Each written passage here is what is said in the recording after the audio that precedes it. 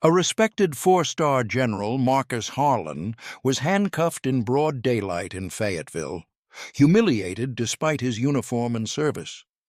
Officer Trent Miller's rigid insistence on control revealed a deeper disregard for justice and respect.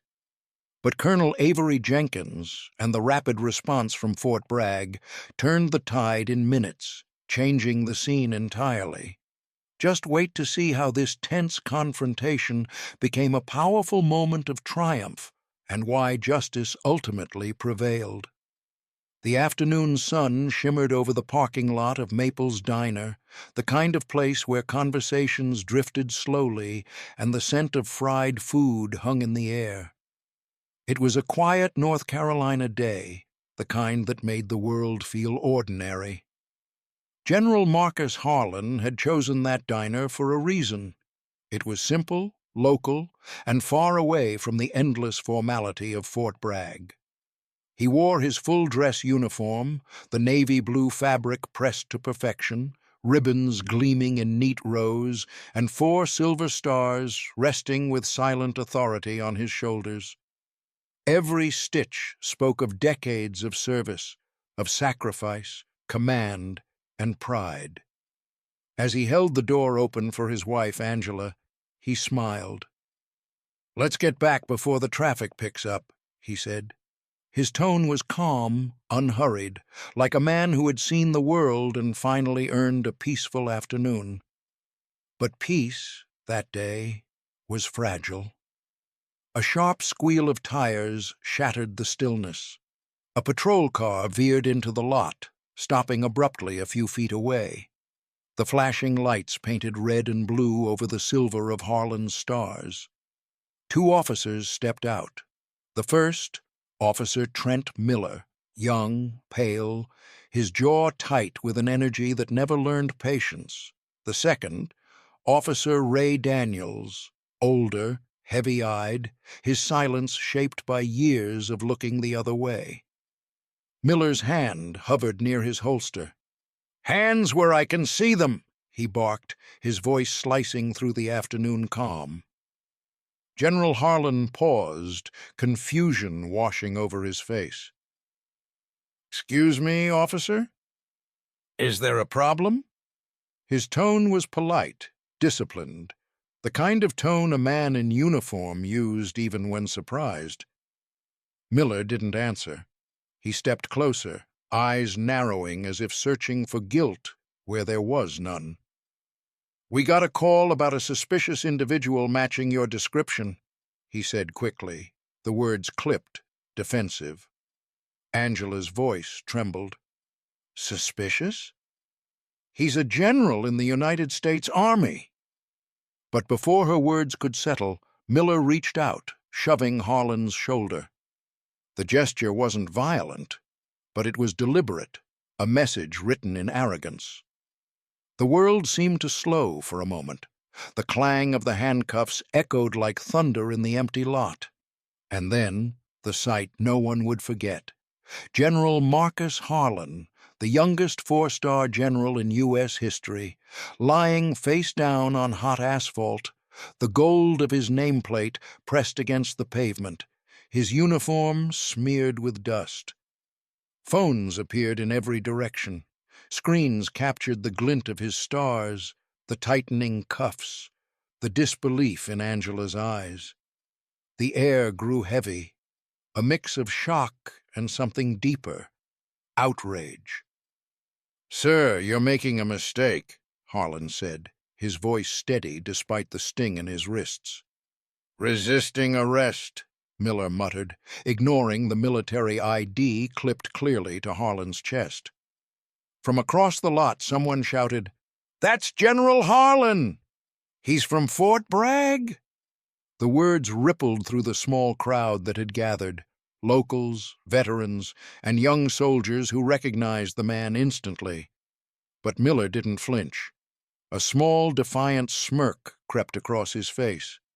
"No one's above the law," he said, more to himself than to anyone else.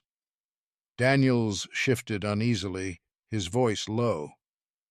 "Trent, maybe check the ID again."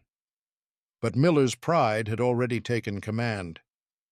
"You don't get special treatment because of your uniform," he snapped. Angela stepped forward, voice shaking but strong. "That uniform isn't for special treatment. It's for honor, for service to this country. You're making a terrible mistake." Her words met silence. Only the hum of the car engine and the faint sound of a phone recording filled the air. General Harlan didn't fight. He didn't raise his voice. His training ran too deep for that. But inside, something burned. Not rage, but disbelief. He had led soldiers through battlefields in other nations, stood before flags and ceremonies where his name was spoken with respect. Yet here, on his own soil, he was reduced to a spectacle, a man in uniform treated like a stranger. The onlookers shifted uneasily. Some whispered, others recorded in silence. What had begun as a simple misunderstanding now hung heavy with symbolism. Angela knelt beside the curb, her hands trembling as she whispered his name. "Marcus." He turned his head slightly, just enough to meet her eyes. "It's all right," he said softly. "Stay calm." But the truth was clear. It wasn't all right. That parking lot, under the blinding Carolina sun, had become more than a scene of confusion. It was a mirror reflecting something deeper, something every camera there would soon send to the world. The sound of the cuffs locking wasn't just the sound of restraint. It was the sound of anger, not just his own, but of every person watching who knew exactly what it meant to be judged before being understood. And in that heat, under those flashing lights, one truth became impossible to ignore. This wasn't law enforcement. This was humiliation, disguised as authority. And it had just handcuffed the wrong man. The ground felt like fire beneath Marcus's cheek, but what burned deeper was the humiliation. The parking lot buzzed with murmurs, camera flashes, and disbelief. His uniform, once a symbol of honor, now lay crumpled under the weight of a stranger's suspicion. He tried to steady his breathing, every inhale pulling gravel dust into his lungs. "Stay calm," he told himself. Years of command had trained him to stay composed under pressure, to read danger before it struck. Yet nothing in his decades of service had prepared him for this, for being treated as less than the title he had earned through sacrifice. Officer Miller's grip tightened around his wrist. "Didn't I tell you to stop moving?" His tone wasn't about control. It was about power, the kind of power that came not from courage or service, but from the comfort of authority unchecked. Marcus didn't resist. He couldn't. The moment he did, every camera would capture not the truth, but the version that fit a headline. So he stayed still, the same way he once stayed silent when artillery shells whistled above his head. Angela stood frozen beside their car, her voice cracking as she pleaded, "Please, look at his identification. He's a decorated officer." Miller didn't glance her way. "Ma'am, I said step back." His words were flat, mechanical, as if empathy had been filed out of him long ago. Daniels shifted uneasily. He wasn't new to the job. He'd seen mistakes before. But this felt wrong. "Trent, maybe we should double-check. His name's right there on the tag." Miller shot him a look sharp enough to end the conversation. "I know what I'm doing." Marcus caught the exchange in the reflection of a passing car. He saw the hesitation in Daniels's eyes, the flicker of decency that hadn't yet burned out, and for a brief moment he thought reason might win. But silence returned, heavy and thick. The older officer turned away, letting procedure replace conscience. The weight pressing Marcus down wasn't just physical, It was the burden of every quiet indignity, every measured tone, every forced smile that came from years of pretending the world had changed when it hadn't. He had led men into combat, written letters to families whose sons never came home, and carried the responsibility of lives lost in the name of a flag he now felt was slipping from his grasp. The stars on his shoulders were supposed to mean something, but under the shadow of a badge, they suddenly didn't. A small crowd gathered, murmuring disbelief. Someone whispered, "That's General Harlan, the one from Fort Bragg." Another voice followed, louder, angrier. "Why are they treating him like that?" Miller ignored them. He wasn't listening, not to reason, not to outrage, not to the woman crying quietly beside the car. He was too focused on control, the illusion of being right. Daniels finally crouched down, his tone uncertain. "Sir, maybe we should verify his ID. This could be—" "Enough," Miller snapped. "He fits the description." Marcus closed his eyes. The description. Those words echoed louder than the crowd, louder than the cicadas screaming in the heat. The same phrase he'd heard in news reports, always followed by the same justifications. For the first time, he felt truly helpless, not as a soldier, but as a man. He thought of his unit, the diverse faces that saluted him with respect earned through shared hardship. What would they think, seeing their commanding officer reduced to a suspect in his own hometown? He didn't have to wait long for the answer.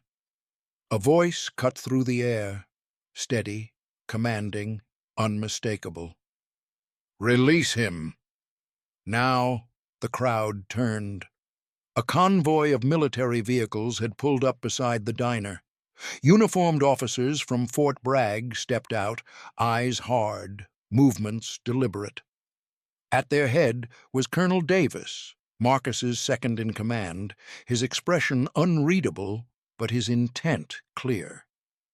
In that moment, Miller's hand froze mid-motion.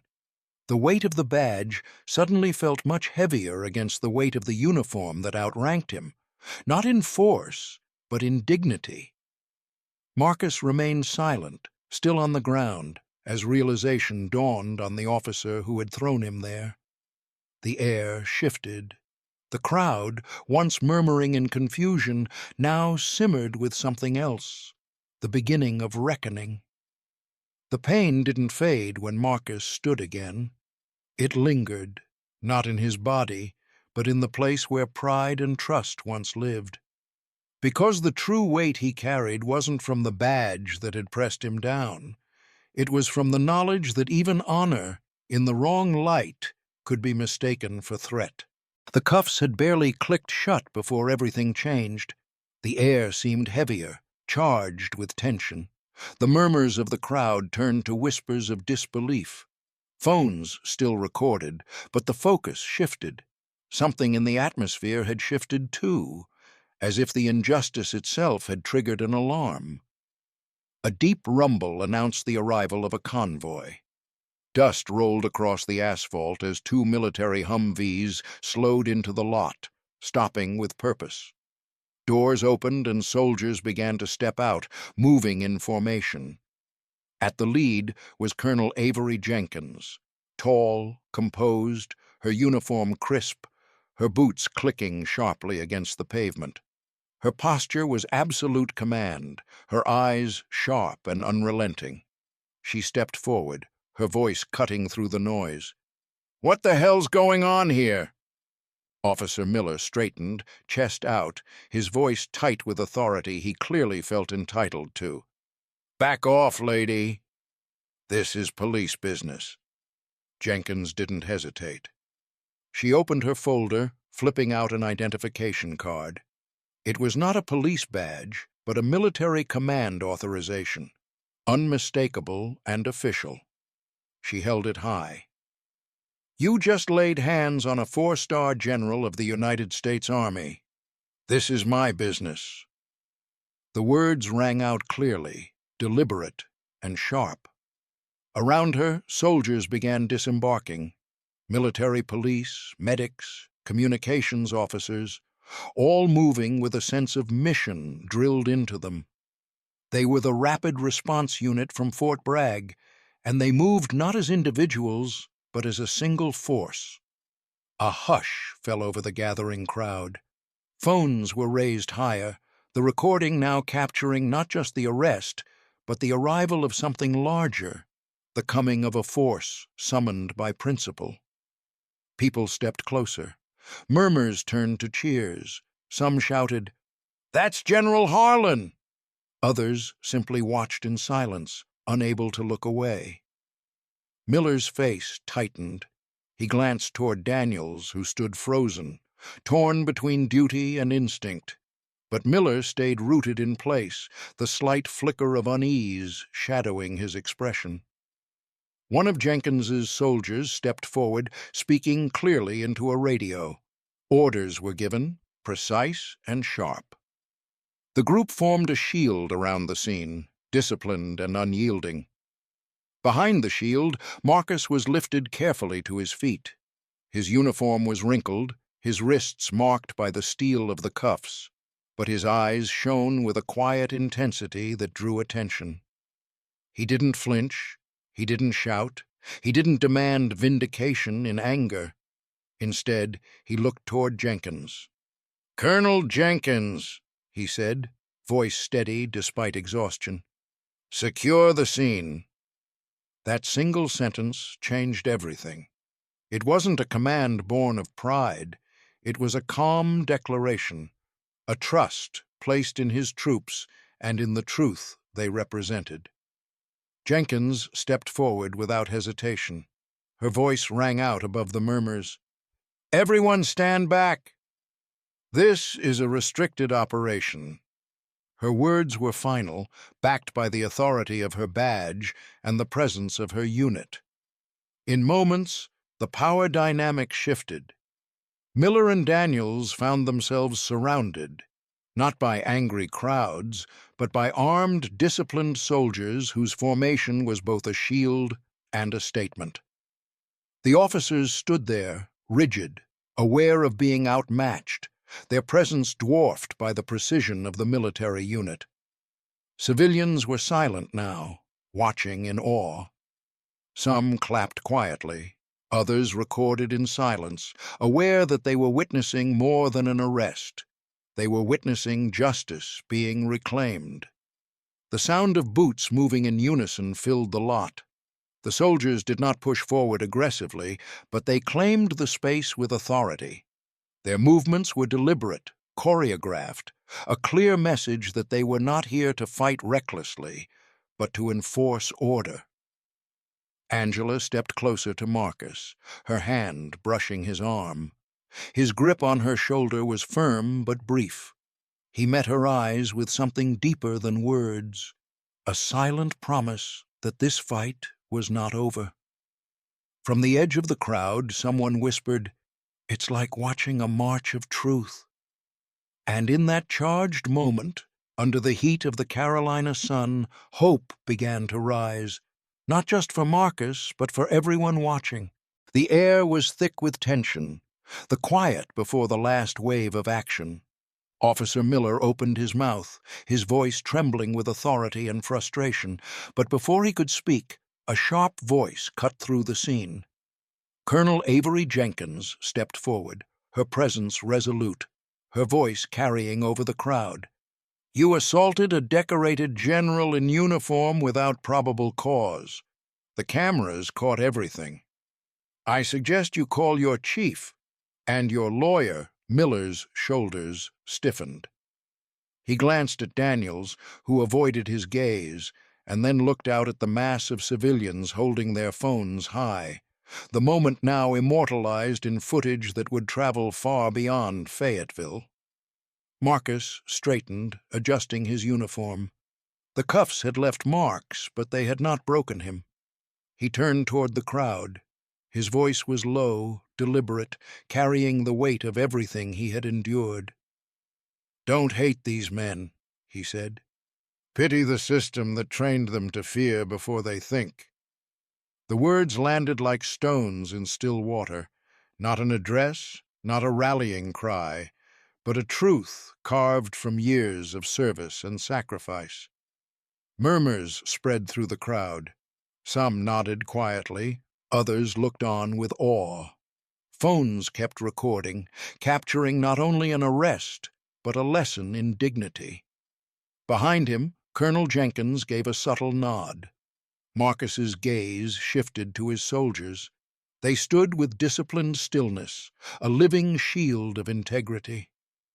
He offered them a small, quiet signal. "Stand down. Let justice take its course." It was a command, but not of battle. It was a command of restraint, the kind that comes when victory is already within reach. Soldiers stepped back, forming a respectful barrier around Marcus, letting the moment breathe. The convoy began to roll away, the Humvees kicking up dust, their engines humming low but steady. The din of the crowd rose again, this time transformed. What had been shocked whispers turned into chants. "General Harlan! Justice for all!" The sound spread through the parking lot, growing louder, carried by the momentum of people moved not just by the event, but by its meaning. Phones were still raised high. Every angle was documented. Within the hour, clips were shared across networks. The videos went viral, an unfiltered testament to the moment. By nightfall, the Fayetteville Police Department issued a statement. They apologized, citing a lack of clarity in procedure and promising review. The apology was brief, but the acknowledgement was significant, an unusual concession in the face of public scrutiny. In the days that followed, the ripple effect grew. City councils across North Carolina announced mandatory racial bias training for officers. Media outlets ran interviews with Marcus and Colonel Jenkins. Community leaders held forums. It was no longer just one incident. It was a movement in microcosm. Marcus never sought revenge. He never demanded punitive measures beyond accountability. His victory was something far more lasting: dignity, unbroken, undeniable, and seen by millions. He thought back to his years overseas, the missions where he led men and women of every race into danger for the sake of a cause larger than themselves. That battlefield had been foreign soil. Now, without realizing it at the time, he had stepped into another, the soil of his own country, a different kind of battlefield for respect and justice. This battle was not fought with weapons, but with presence and example, with restraint instead of retaliation, with truth instead of violence, and in that victory lay something greater than personal triumph. For the first time in years, America saluted back, not with ceremony, not with medals, but with something deeper: recognition. Recognition that justice was not a single act, but a march forward. Marcus Harlan, standing tall in the afternoon light, knew the fight was far from over. But in that moment, surrounded by the people he had served, by the soldiers who had answered his call, by the crowd whose voices now carried his words, he felt the weight of change begin to rise. It was hope, and hope was enough to march forward.